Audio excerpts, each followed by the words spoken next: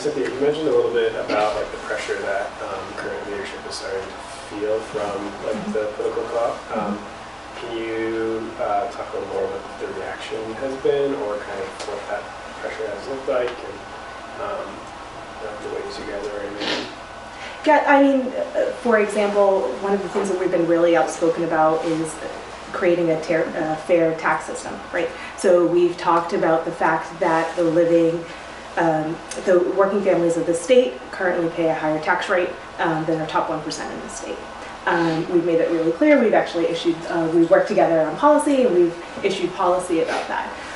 And then the current establishment, who has shown no interest in a very long time of ever addressing the tax situation with the 1% contributing their fair share to the state, all of a sudden it's now a topic of conversation and a policy that's going to be implemented, and it is nowhere near what we consider to be right, reasonable, or fair for the people of the state. But it was a tick in the direction of like, oh, we better do something.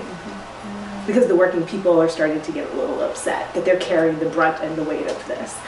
So that's the pressure that they're feeling to actually kind of do something, and so they're making meager and, excuse my French, half-assed kind of like attempts to pacify people. But it's not, it's not good enough, and it's not good enough to, for us, it's not good enough for the state or for the people, and we're not willing to,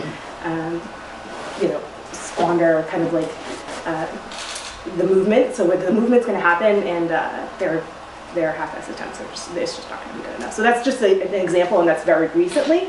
Some of the behavior that Michelle was talking about regarding the speaker and kind of like time with the bill and things like that. Those are some other things that we're kind of seeing change. But back to what I said before. We're raising our voice. We hope they feel the pressure, but the end goal is not to put pressure on them and have them hear our voice. The end goal is to implement the strong policy that we need in order to represent the changes that need to happen for the people of the state.